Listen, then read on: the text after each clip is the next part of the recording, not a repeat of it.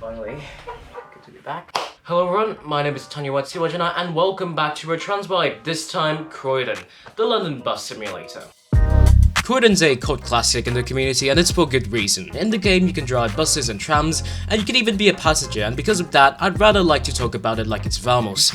Now initially released on the 16th of December 2021, it claims to be a one-to-one recreation of Croydon, London and its surrounding areas. It's developed by Centro Interactive, with one of its developers being notable former developer of SCR Overhead Wires.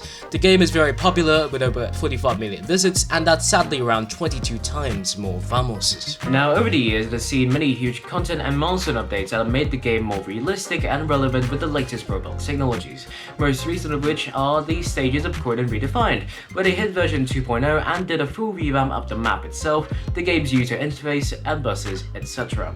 Nothing much to say other than that, so let's begin, shall we? Now, when you first start up the game, you have the chance to drive your first route and bus, hence why we're starting here.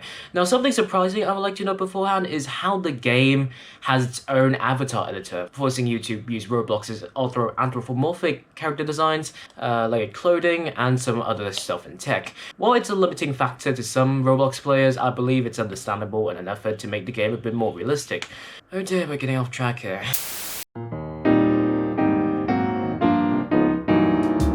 Now, Croydon has a variety of buses that you can unlock with the game's currency points, which you can earn by getting passengers or with Robux. These buses are basically recreations of those in real life, whether you enjoy the simplicity of the electricity, the Enviro or the Pointer, or you enjoy the styles of the Electroliners, the Versas, or even the IE trams. There's a lot of choices for you to pick, but let's not dig too deep. There are a lot of companies that could choose as well, like Alighted, Croyd Coach, Go Travel, and Centro Transport, with differing liveries and routes. You can even get more variety by choosing custom companies instead, with these companies being made by different users and have their own unique routes and liveries, adding to the already varied choices you have by default. Then once you choose your bus, you get to pick your route. Croydon adds on to this common mechanic with shifts, basically a way to allow for more realistic and busy gameplay, which on the surface allows you to do a bit of multiplayer, but in practice makes most routes, well, busy.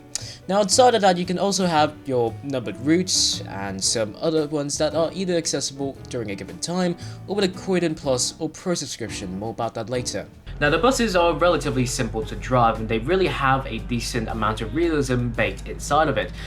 NPC passengers will gradually board at stops, most of the time asking for a ticket, allowing you to get points, and finishing a route also gives you XP. It unlocks upgrades to different parts of your bus and allows for a larger payout if you want to. And if you're just bored, you can just actually choose to go free roam instead, and you can start another route when you go to another location. That's that. Now though, let's talk about something quite a bit boring. The map. It's rare to say that Croydon is the gold standard when it comes to quality of performance, but it shows when you actually play it. It has very detailed scenery walls, ensuring you don't have any hiccups during gameplay. Sure, there may be a few bits of scenery that don't work out, but Croydon does show that the Roblox game engine could actually be able to handle much for less. Can't say the same about New Addington though. Exploring the game as a passenger also has its pluses, as you can also board buses and actually see further. You can visit some suburban areas and also see the metropolis around it. It's a lot to take in, to be honest, and sometimes it's better to actually take a step back, because next I'm going to talk about, well, money.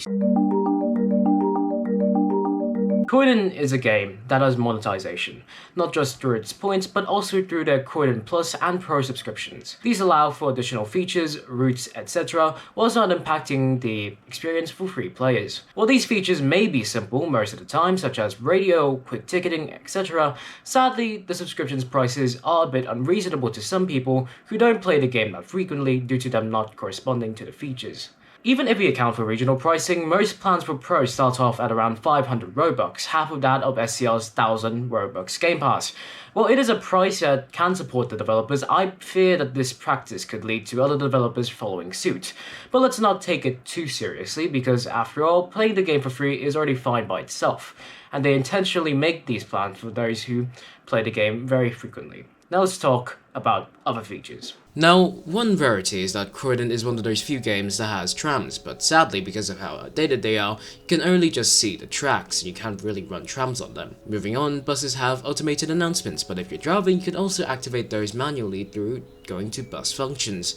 You can also choose to end the route early through curtailments, good for if you want to leave to do something but not want to waste your XP. In addition to some general controls, you can also have different camera views just by pressing the numbers on top of your keyboard. In certain occasions, you may get some events. These are similar to SCR's disruption events, for example a roadblock or a morning rush of passengers. And finally, Pro and Plus users have the ability to use the radio on board the bus to play music, and access to simulation servers.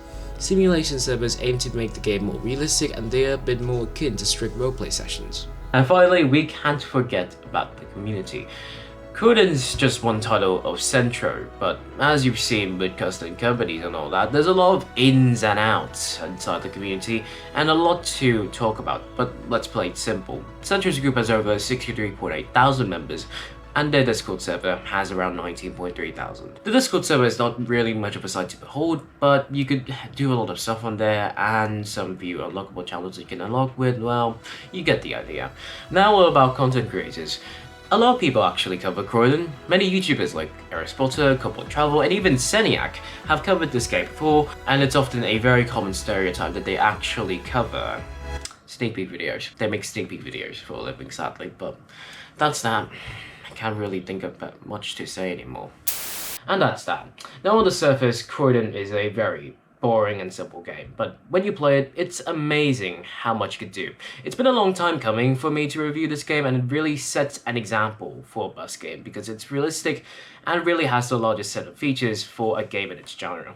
Now, no offense to the developers in regards to my criticism about the game passes. I know they worked hard, but sometimes it's very hard to not really talk about it or just discuss it in these kinds of videos, and I do apologize if they were offensive.